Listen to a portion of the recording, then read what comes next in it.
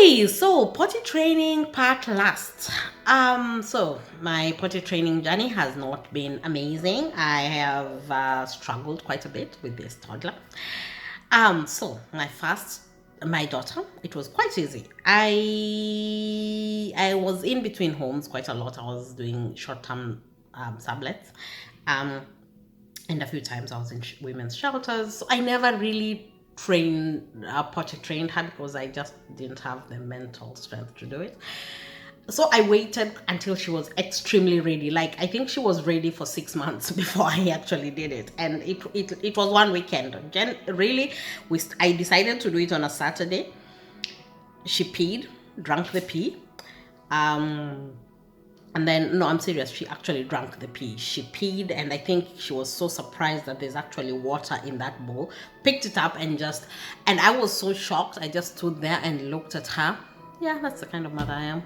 Stood there and looked at her, and I was like, oh my. Then I went to Google if drinking pee can kill somebody. Anyway, turns out it can't. It's actually a good thing. Yeah, if you're stuck in an island, it's better to drink your pee than to drink the water from the ocean.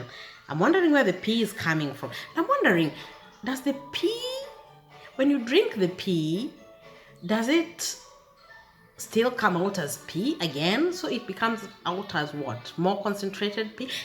See how my brain works? There's a problem. Anyway, now I'm stuck thinking about peeing. Anyway, so the boy was different. Partly because he goes to the woman that takes care of him. So it's something called Mama Duju. Because he was in a crash and then we moved, and now he can't go to the crash because I don't work in that area and I don't live in that area, so they don't accept him.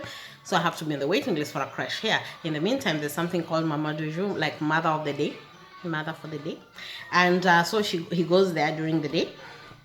And she has 4 kids that she takes care of. And she told me that, well, she thinks that because she's potty training the other kids, that she can do it at the same time as him because they were slightly younger than him. They were like a month or 2 younger than him. And I was like, okay, so what do you want me to do? She told me, okay, just do the same thing I'm doing. So we started with the potty. And he didn't like it because I used to put him there and he just cries. She tried, he did it once and then he gave up. Then she started putting him in the toilet with the thing that reduces the size of the toilet so it's smaller. So basically something like this. So you put it on the toilet seat and then you put the child on top, and this one is actually amazing because it has this thing that, well, because some of us don't know what to do with the baby's ding-a-ling, and so in case he moves, the pee doesn't get spread everywhere. For girls, we don't really have that problem. That's another thing that I had an issue with. But then his dad said once he's ready to pee standing up, he'll teach him. And I'm like, so why am I dealing with all the hard parts and then you come in when he already knows? He was like, yeah, well, you're the mother.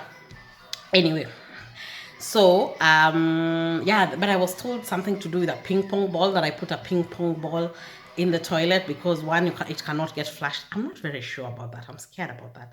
But they say that it cannot get flushed, and you put it on the toilet and he pees, he has to try and aim at it. So I guess he's still too young for that. He's just turned to as at this recording, he's 25 months old. So he's 2 years and 1 month. All right, so that was so I started using that, and it was horrible. Half the time I'm putting him there and he's not doing anything, and it was getting really, really frustrating. One thing, well, the good thing is when we got locked in for quarantine because of we couldn't go out because we were contagious. I took the chance to actually make him go to the toilet quite a lot. So here are the tips of what I think you should do when you have a child who is not 100% ready, but you've decided, for I don't know why you're punishing yourself, but you've decided, like me, to potty train. one, consistency, because he's not ready, but kids are very intelligent, and when you show them, I know it's hard to believe that they're very intelligent, but they are. When you show him that this is what I expect of you, they tend to catch up on it. And this child really caught up on the fact that he is not just supposed, because at the daycare he was doing it very well with the woman. 100%. The diaper I take him in the morning is the same diaper he will come with in the evening, and he only, and he's not even peed on it. It's just, it's like underwear for him now. And it was, well, because it's a pull-up diapers. And yeah, so I was getting really frustrated, but he would even poo in the toilet. I mean, for him, everything was working fine. So so consistency, I started taking him to the toilet every half an hour. So I just set an alarm, and I was taking him every half an hour, whether he pees or not. I do it. I was in a mom's group and we were discussing, and somebody said that for boys it's harder to go poop in the toilet than for girls. I don't know. I guess at home he has still refused to go to poop in the toilet. He still does it in the diaper, but at least he's peeing. So I think it's just the more you put him there, the more and I just keep taking him, and sometimes he just sits there and does nothing. But he knows that he has to sit there for a few minutes. So he knows I think he's also caught on the fact that if he does it, then he gets out faster. The other thing is liquids. I know we're supposed to be hydrating children, and we know that, but at this time, do a bit more extra hydrating. For the simple reason that the more peeing he has to do, the more chances he gets to go to the toilet, the more he gets to associate that toilet with the peeing. So I think I did watch quite a lot of videos, and they did say this, but for me I just thought, oh please, they're just saying that they don't know how hard this child of mine is. And I